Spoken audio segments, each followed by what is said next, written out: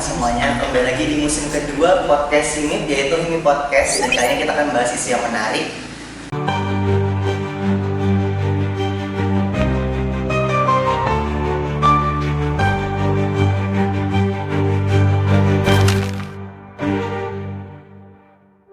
Baik, selamat siang Pak. Sebelumnya saya Rian, Bapak dengan Bapak Yudi kita hari ini. Bapak mungkin boleh memperkenalkan diri dari bagian apa dan apa Pak?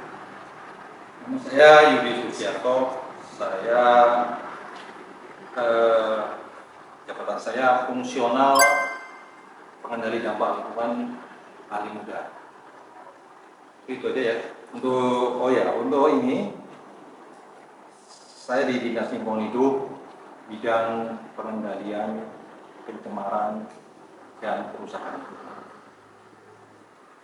Oke Bapak, sebelumnya kami ucapkan terima kasih banyak sudah bersedia berkenan bergabung di Hipot atau Himi Podcast di musim kedua. Kebetulan ini episode pertama dan alhamdulillahnya Bapak sebagai perwakilan dari DLH bisa berkenan buat datang hari ini, sebuah kebanggaan juga buat kami.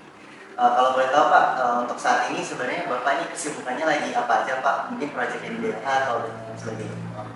Jadi selama ini untuk yang tahun-tahun sebelumnya saya lagi fokus kepada kegiatan rehabilitasi lahan.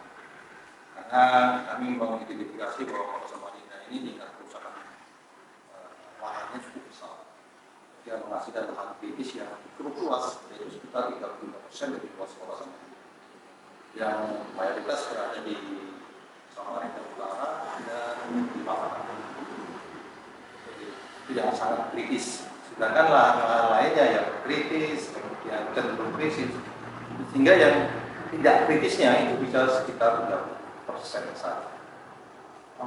Tidak kritisnya. Selainnya itu ya sedang dan masih ada masa kritisnya.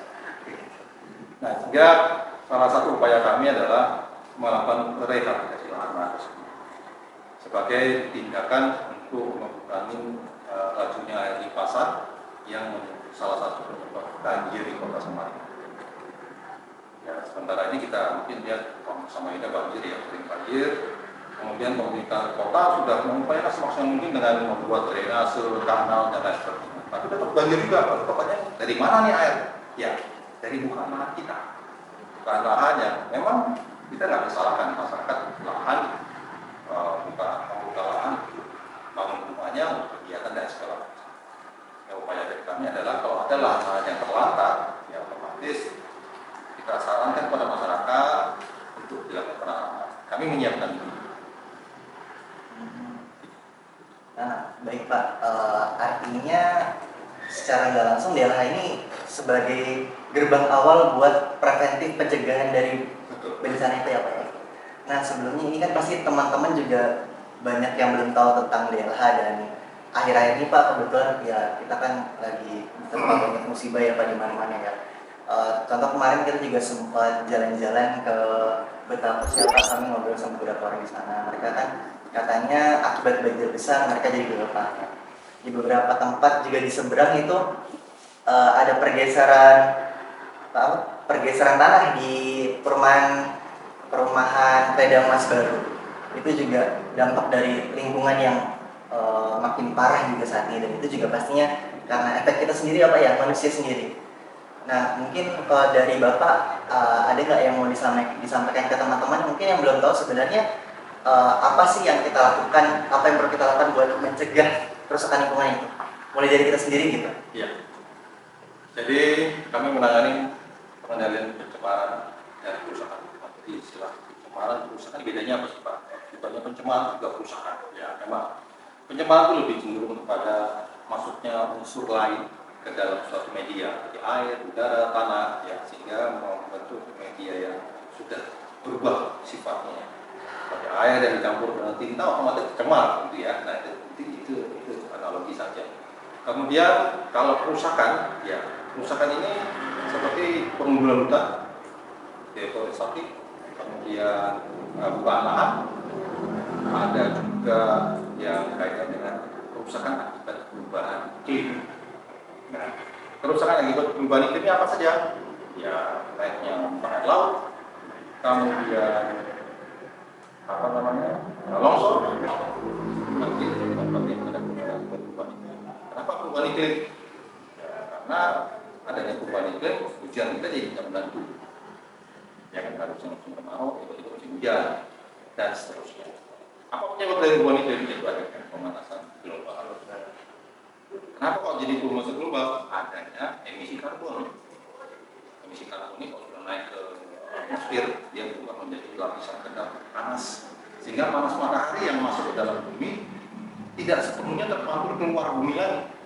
Dia bolak-balik jadi kayak rumah kaca, makanya kan gas rumah kaca. Jadi panasnya masuk, mau keluar nggak bisa, karena adanya emisi karbon yang masuk ke atmosfer bercampur dengan kimia di sana, lapisan di sana, sehingga membentuk kedap. Ya, ilustrasinya kalau kita seperti naik mobil ya, naik AC ya, begitu diam pasti panas tuh. Iya. Ya kan? Bisa masuk dan bisa keluar. Itu yang terjadi sama kita di bumi kita saat ini. Sehingga upaya-upaya pemerintah ya dengan regulasi segala macam ini dari semua. Regulasinya adalah salah satu. Wah, kita mulai beralih tidak menggunakan kendaraan bahan bakar minyak lagi. Ya, pemerintah memberikan insentif bagi kendaraan listrik misalnya, atau hybrid atau segala macam. Itu contoh aja. Indonesia sudah mengatur perjanjian global dengan luar negeri, misalnya kita punya NDC dan segala macam. Kita punya kesepakatan bahwa Indonesia akan diluarkan jual beli karbon dan dikarbon dan seterusnya. Itu salah satu dari kebijakan. Ngomong masa kebijakan juga nih Pak, artinya kebijakan publik itu jadi pengaruh besar juga kan Pak buat krisis lingkungan yang kita hadapi saat ini. Ya. Tapi kalau dari Bapak sendiri, kebijakan lingkungan itu yang sudah betul-betul diterapkan saat ini dan sangat membantu untuk mencegah krisis lingkungan itu apa sih Pak? Ya, banyak sih sebenarnya. Banyak. Tinggal masyarakat kita saja mampu nggak. Salah satunya ya aturan yang sudah kita lihat dan sudah kita dengar bahwa pemerintah memberikan insentif bagi kendaraan listrik misalnya, sepeda motor listrik. Bahkan pemerintah memberikan subsidi bagi pembeli kendaraan listrik, itu ya, Iya. per 1 juta dan seterusnya. Nah ini untuk menarik animo masyarakat yang bilang wah listrik bakal begitu dan seterusnya. Ya, saya sendiri sudah beralih ke listrik, jadi tidak membakar bahan bakar lagi gitu ya. Mudahannya lebih murah biayanya, pajaknya pun cuma murah sekali, 35.000. Kalau misalnya harga motornya juga murah, saya hanya dengan uang 10 juta, 20 juta, saya bisa dapat motor baru. Kalau motor yang bensin mungkin harganya ya 30 ya. Saya 30 juta bisa 2 motor gitu. Nah ini kemudahan yang diberikan oleh pemerintah. Tertarik nggak masyarakat? Percaya nggak masyarakat kita dengan kualitas seperti itu? Nah ini upaya yang sudah kita lakukan. Dan semuanya tergantung dari kita sendiri. Jadi sebagai masyarakat Indonesia mau nggak membantu Indonesia dalam krisis lingkungan. Kita harus kompak. Kalau kita nggak kompak ya kita sendiri yang akan merasakan akibatnya. Apa akibatnya? Banjir, longsor, cuaca tidak menentu. Ya, sudah terasa sekarang kan? Kalau sudah panas sekali. Kalau sudah hujannya nggak karu-karuan. Ya, seperti itu.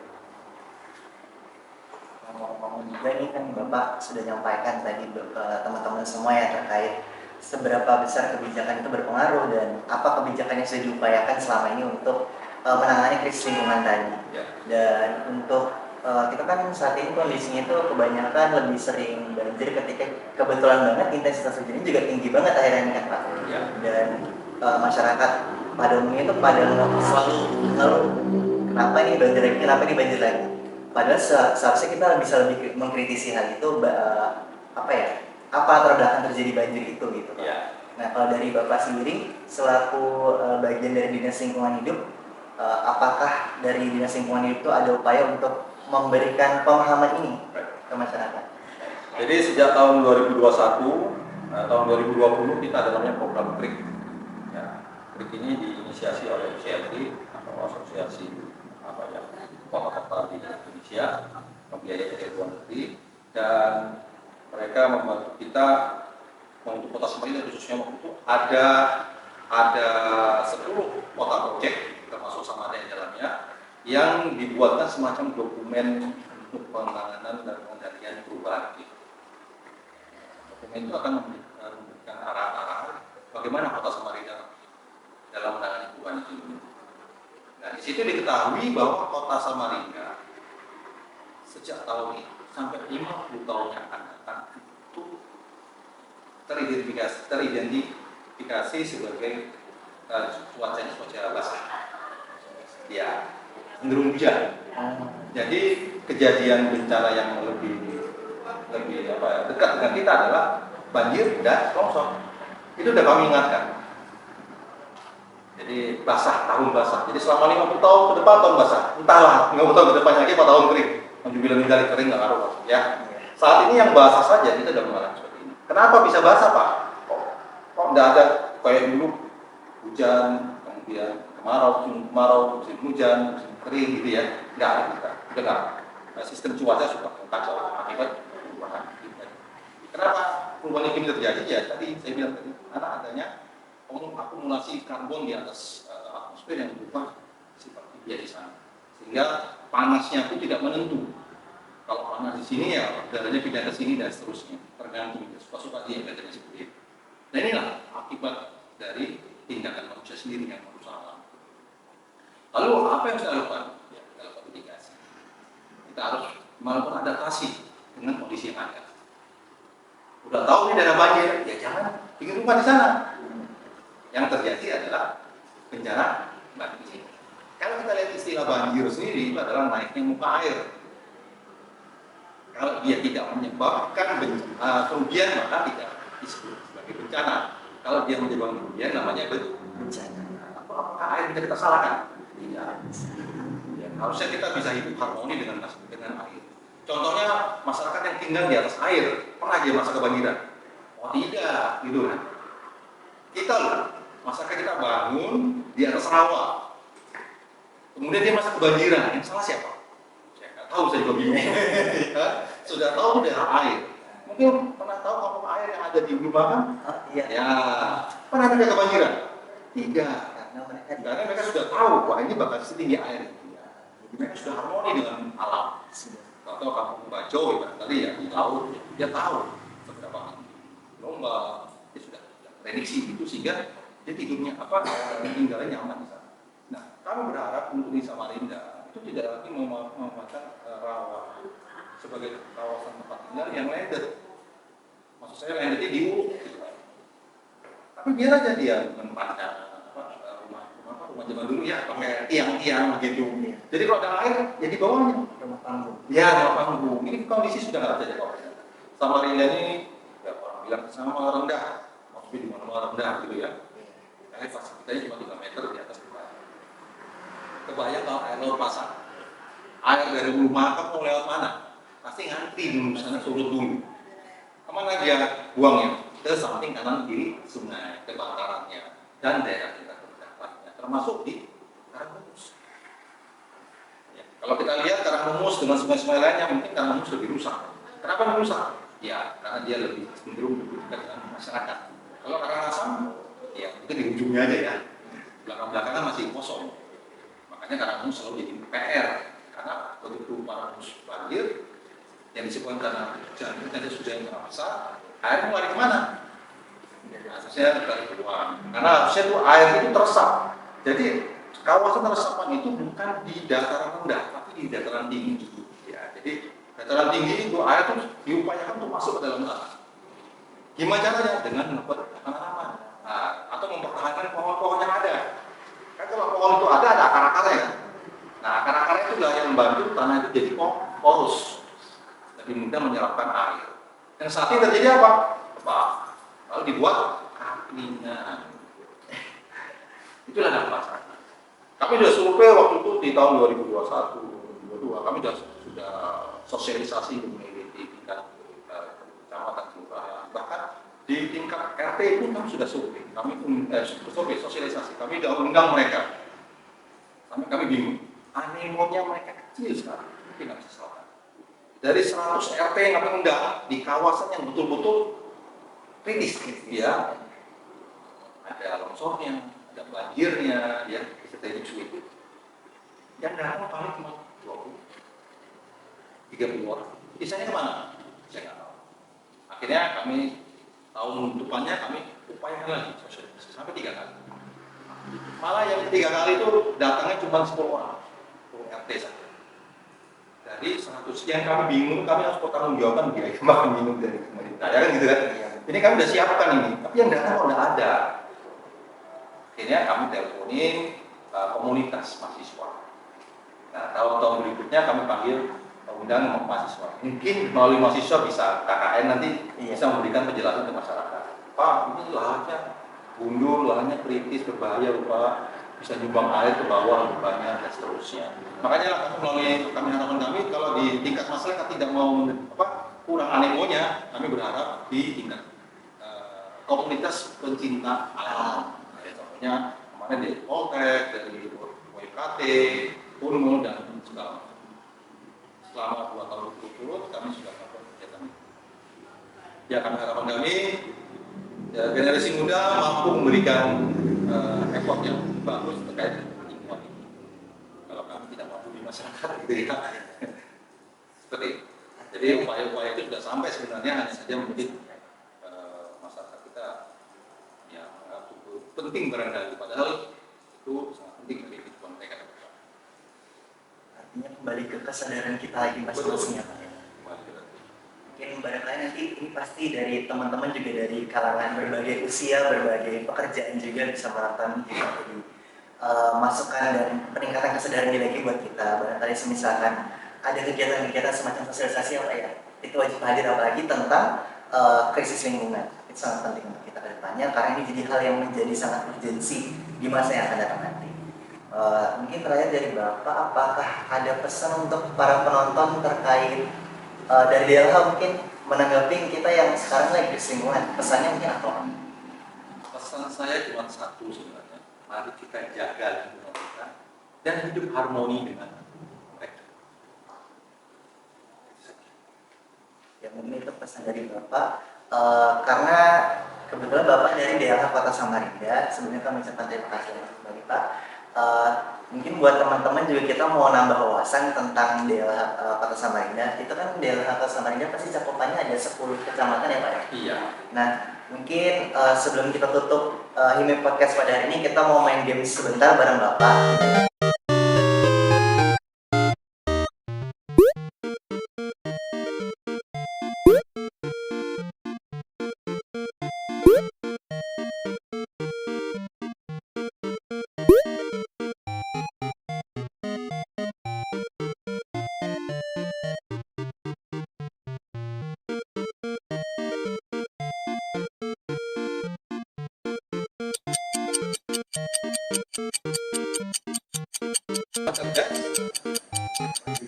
Saya lama deh Pak.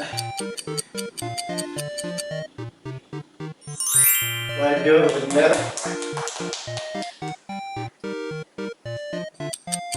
Aduh ini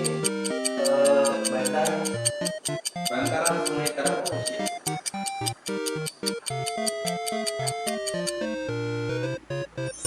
Waduh, bener lagi Bapak ya. Bapaknya jago banget. Ini folder Ya.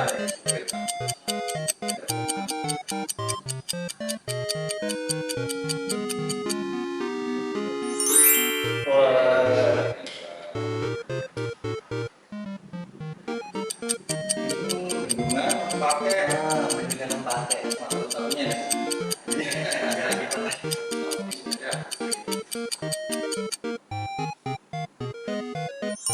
Ini bisa-bisa Bapak ya, orang semua ini.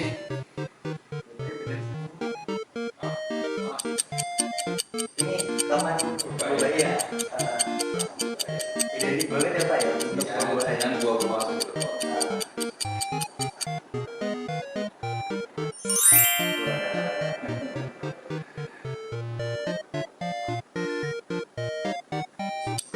Ini kayaknya yang kita angkat ya. TPI. Ini ada air. kayak sambutan. Waduh, bener lagi Pak. Keren banget, detailnya dapat semua Bapak ya. Ini yang kawasan Palaran. Stadion Palawan. Nah, Stadion Palaran.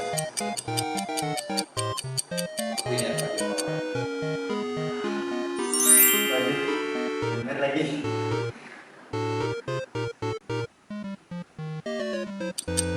Stadion Ini Bung Tomo. ya TPS Buntong. Itu berarti lokasinya jauh di daerah bagaimana ya Pak ya? Di daerah Jalan. Dan namanya.